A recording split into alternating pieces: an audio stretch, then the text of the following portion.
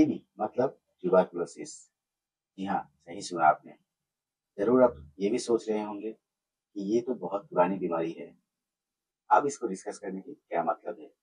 लेकिन आप शॉक्ड हो जाएंगे अगर आपको पता चलेगा आज के दिन में भी इंडिया में लगभग 1200 लोग डेली इसी रोग की वजह से जान गंवा देते हैं। क्या आपको ये पता था? कितना शॉकिंग है, आप सोचिए। 1200 लोग इसी डिजीज से जान गंवा देते हैं। क्या आप प्रिवेंट कर सकते हैं इसको? क्या आपको भी हो सकता है इसकी खतरा?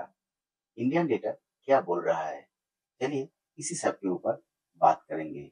नमस्कार दोस्तों, मैं हूं डॉक्टर के रॉय और ये है नो योर हेल्थ चैनल। यहाँ पर हम लोग अक्सर बहुत ही इंटरेस्टिंग टॉपिक को डिकोड करते हैं, जो कि ना बहुत ही आसान और सरल भाषा में। चलिए शुरू करते हैं। World health organisation global TB report 2023 के हिसाब से इंडिया में हर साल 27 लाख नए केसेस टीबी की डायग्नोस होती है। और ये एक्चुअल नंबर भी नहीं है, क्योंकि बहुत ज्यादा नंबर एक्चुअली में होते हैं। बहुत सारे केसेस रिपोर्ट नहीं होते। स्पेशली गांव में बहुत केसेस अनरिपोर्टेड रहते हैं। शहर में भी बहुत स्लम्स एरिया है जहां पर रिपोर्ट नहीं होते हैं। 2.7 मिलियन टोटल नए केसेस इंडिया से ही हर साल डायग्नोस होते हैं। दुनिया की 1 in 4 tuberculosis patient is from India. Part 2 में हम लोग जानेंगे टीबी की स्प्रेड कैसे होते हैं। एक्चुअली टीबी की स्प्रेड होते हैं ड्रॉपलेट इन्फेक्शन से। मतलब एक इंसान से जो कि ना टीबी की एक्टिव पेशेंट है दूसरे इंसान में जा सकता है थ्रू ड्रॉपलेट्स। ये ड्रॉपलेट इन्फेक्शन क्या होता है? इसे एयरबॉर्न इन्फेक्शन भी बोलते हैं। जैसे कि अगर आप बात कर रहे हैं, अगर कोई इन्फेक्टेड इंडिविजुअल आपके सामने है, 6 फीट के अंदर है, तो उनके बातों से जो छोटा छोटा ड्रॉपलेट बनते हैं थूक के साथ, या फिर बात करने के टाइम में जो हवा मुंह से निकल रहा है उसके साथ जो छोटे छोटे मिस्ट जैसे निकलते हैं, इससे ड्रॉपलेट इन्फेक्शन अगले बंदे को होता है।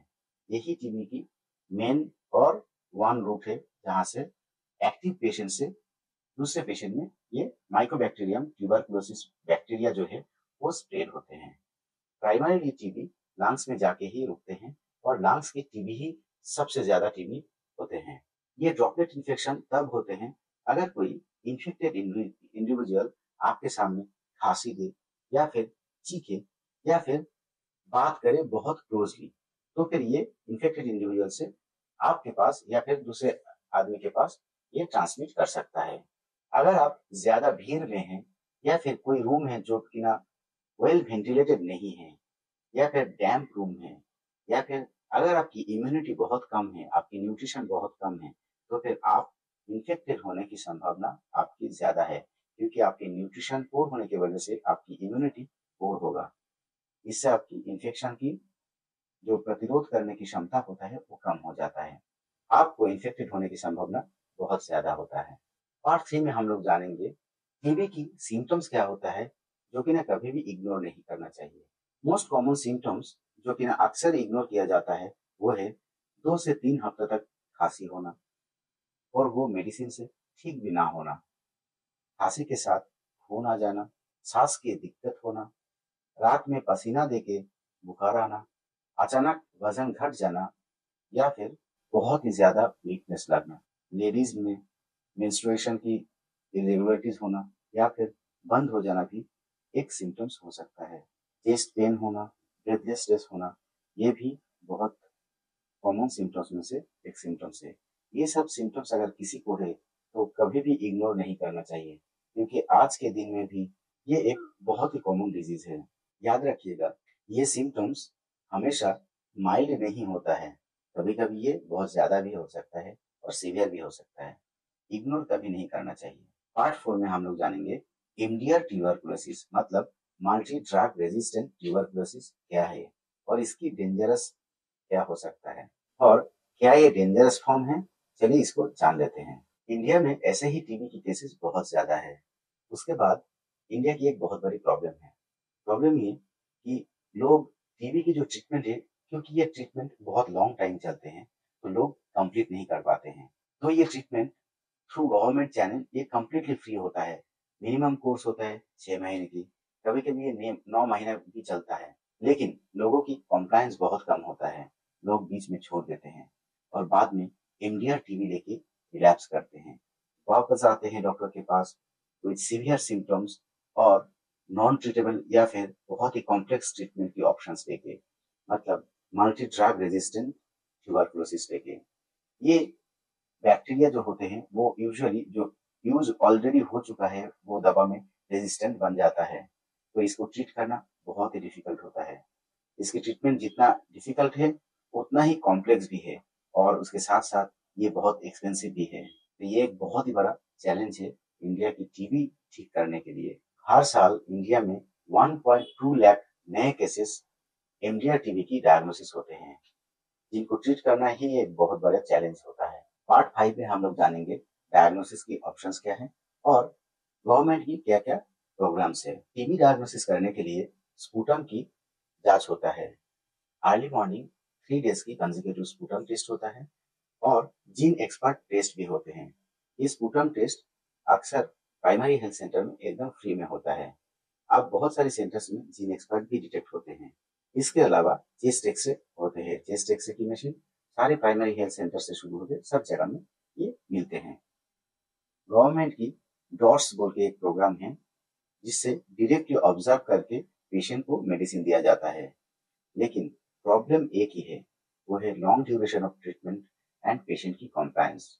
पेशेंट की कॉम्प्लायंस अवेयरनेस की वजह से कम हो जाता है। कभी कभी वो डायरेक्टली आते नहीं है और प्रोग्राम की और पेशेंट की ट्रीटमेंट में फेलियर होते हैं। इंडियन गवर्नमेंट की एक पॉलिसी था जिसमें ये बनाया गया था कि 2025 तक टीबी मुक्त भारत होगा, लेकिन इसको अचीव करने में शायद और कुछ दिन लगेगा। डॉट्स के treatment completely free of cost होता है।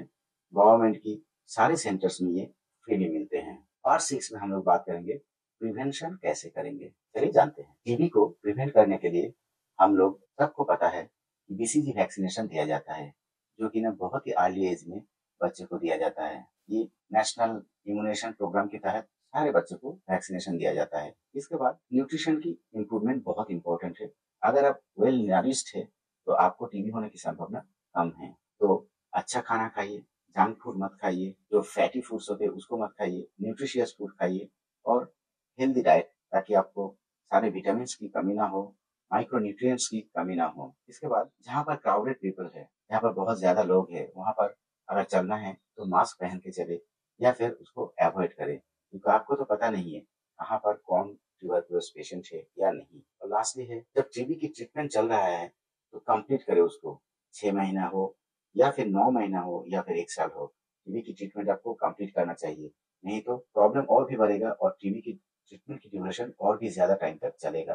ट्यूबरकुलोसिस एक कंप्लीटली प्रिवेंटेबल डिजीज है। इसको कंप्लीटली प्रिवेंट किया जा सकता है, लेकिन सिर्फ तभी होगा अगर हम सब मिलकर इसके अगेंस्ट में फाइट करें, अवेयरनेस को बढ़ाएं, लोगों में जागरूकता बढ़ाएं, तभी जाके ये पॉसिबल है। सिम्टम्स को इग्नोर एकदम ना करें, स्क्रीनिंग जरूर कराएं। अगर आपको खांसी है 2 हफ्ते से ज्यादा, ट्राई खांसी भी हो सकता है, या फिर आपके साथ अगर खून आए तो भी आपको जरूर डॉक्टर के पास जाना है, स्क्रीनिंग टेस्ट कराना है, ट्यूबरकुलोसिस तो नहीं है। अगर ट्यूबरकुलोसिस आपको डायग्नोज हुआ तो ट्रीटमेंट को जरूर कंप्लीट करें, बीच में छोड़िए मत, क्योंकि तब एमडीआर टीबी बन जाएगा और भी डिफिकल्ट होगा। अपने हेल्थ को प्रायोरिटी दे, न्यूट्रिशियस खाने को खाए। अगर ये वीडियो आपकी कुछ भी या फिर थोड़ा सा भी नॉलेज बढ़ाया है तो वीडियो को जरूर लाइक करें, चैनल को सब्सक्राइब करें और दोस्तों तक जरूर शेयर करें। मैं हूं डॉक्टर के रॉय और ये है नो योर हेल्थ चैनल। तब तक के लिए सेफ रहिए और अवेयर रहिए। नमस्कार।